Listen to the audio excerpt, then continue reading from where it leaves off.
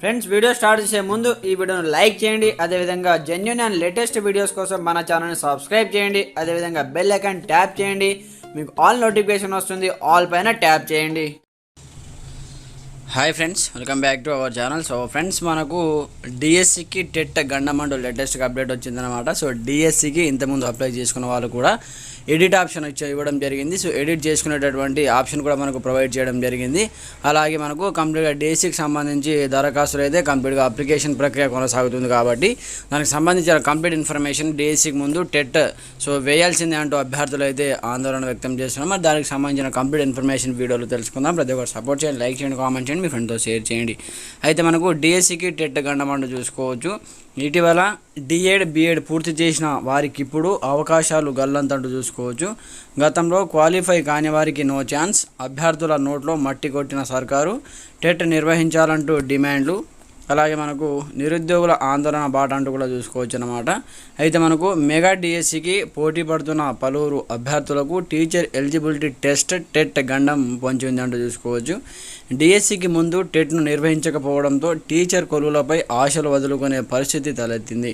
ముఖ్యంగా ఇటీవలే DEd BEd పూర్తి చేసిన వారు, ఈ రెండు కోర్సుల్లో ఫైనల్ ఇయర్లో ఉన్నవారు కూడా టెట్ లేకపోవడంతో డిఎస్సికి హాజరయ్యేటటువంటి అవకాశాన్ని కోల్పోతున్నారంటూ చూసుకోవచ్చు. అలాగే మనకు ఇక గతంలో క్వాలిఫై కాక మరో ఛాన్స్ కోసం వేచి చూస్తున్న వారి పట్ల రాష్ట్ర ప్రభుత్వ నిర్ణయం పిడుగుపాటులా పరిణమించిందంటూ చూసుకోవచ్చు. టెట్ లేకుండా నేరుగా డిఎస్సి నోటిఫికేషన్ జారీ చేయడం వీరికి ఆశనీపాతంగా మారిందని చూసుకోవచ్చు. వేలకు వేలు పోసి రాత్రింబవళ్ళు డిఎస్సి కోసం సన్నద్ధమవుతున్నటువంటి వారిప్పుడు చదువులు పక్కన పెట్టి న్యాయం కోసం రోడ్డు ఎక్కవలసి వస్తుందంటూ చూసుకోవచ్చు. రేవంత్ రెడ్డి సర్కారు ఆనాలో కంప్లీట్గా మనకు చీత నిర్ణయంతో వీరంతా రోడ్ల మీద మండు టెండర్లో ఆందోళనలు చేస్తున్నారంటూ కూడా ఇక్కడ చూసుకోవచ్చు అన్నమాట. అయితే మనకు ఇటీవలే 11,062 టీచర్ పోస్టుల భర్తీకి మెగా డిఎస్సి పేరుతో నోటిఫికేషన్ అయితే విడుదల చేసింది ప్రభుత్వం అంటూ కూడా ఇక్కడ చూసుకోవచ్చు అనమాట. అయితే కంప్లీట్గా మనకు ఈ నోటిఫికేషన్ అయితే కంప్లీట్గా గతంలో డిఎస్సికి ముందు టెట్ను నిర్వహించేవారు, కానీ ఇప్పుడు టెట్ లేకుండా డిఎస్సి నోటిఫికేషన్ జారీ చేశారు. దీంతో గతంలో టెట్ రాసి క్వాలిఫై అయిన వారు, ఇటీవల కాలంలో డిఎడ్ బిఎడ్ పూర్తి చేసిన వారు తమకు అవకాశం కల్పించాలని రోడ్డెక్కారు. ఇటీవలే అభ్యర్థులంతా పాఠశాల విద్యాశాఖ డైరెక్టరేట్ డిఎస్ఈను ముట్టడించారు. ప్రభుత్వం నుంచి స్పందన రాకపోవడంతో తమ ఆందోళనను తీవ్రతరం చేశారంటూ కూడా చూసుకోవచ్చు అన్నమాట. ఇంతకన్నా అన్యాయం ఉంటుందా అంటూ కూడా ఇక్కడ హెడ్లైన్ చూసుకోవచ్చు. అయితే మనకు కంప్లీట్గా డిఎడ్ బిఎడ్ ఫైనల్ ఇయర్ అలాగే సెమిస్టర్ చదువుతున్న వారు, కంప్లీట్గా BEd final year final semester చదువుతున్న వారు కంప్లీట్గా స్కూల్ అసిస్టెంట్ ఎస్ఏ పోస్టులకు దరఖాస్తు చేసుకునే అవకాశం అయితే ఇచ్చారు. డిఎడ్ 2వ సంవత్సరంలోని వారు సెకండరీ గ్రేడ్ టీచర్ ఎస్జిటి పోస్టులకు దరఖాస్తు చేసుకునే అవకాశం కల్పించారు. అయితే సర్టిఫికేట్ వెరిఫికేషన్ నాటికి అన్ని రకాల అర్హతలను పొంది ఉండాలని నిబంధనలు పేర్కొన్నారు. కానీ టెట్ విషయానికి వచ్చేసరికి టెట్లో అర్హత సాధించిన వారు కంప్లీట్గా టెట్లో అర్హత సాధించాలని నిబంధనలో పేర్కొన్నారు. అంటే అభ్యర్థులు డిఎస్సి నోటిఫికేషన్ వచ్చే నాటికి టెట్లో క్వాలిఫై ఉండాలి. దీనికి కొనసాగింపుగా డిఎస్సి ఆన్లైన్ దరఖాస్తుల్లో టెట్ మార్కులు అప్లోడ్ చేయాలన్న నిబంధన విధించారు. ఇలా రెండు విరుద్ధమైన నిబంధనలు ఒకే నోటిఫికేషన్లో గమనార్హం. ఇంతకన్నా అన్యాయం ఏముంటుందని అభ్యర్థులు ప్రశ్నిస్తున్నారంటూ కూడా చూసుకోవచ్చు.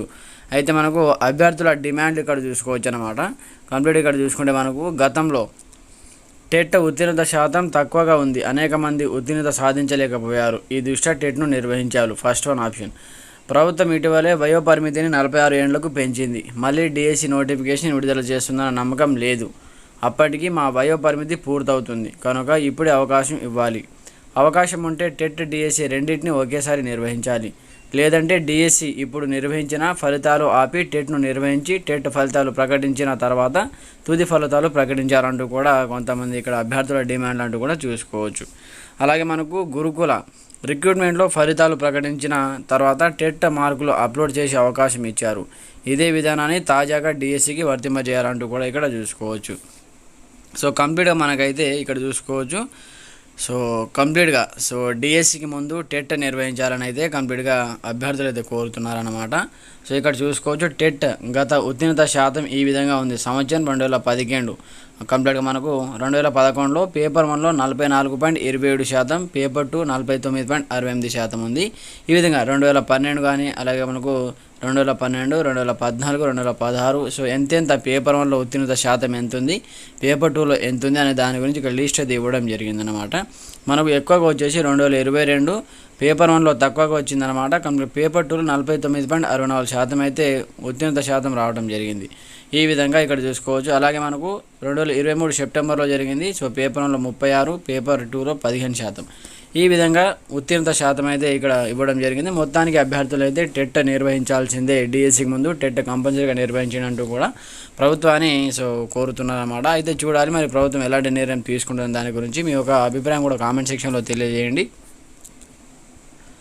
అలాగే మనకు కంప్లీట్గా డిఎస్సి దరఖాస్తులో ఎడిట్ ఆప్షన్ అంటూ కూడా మరొక అప్డేట్ రావడం జరిగింది. డిఎస్సి దరఖాస్తులను ఎడిట్ చేసుకునే అవకాశాన్ని విద్యాశాఖ కల్పించింది.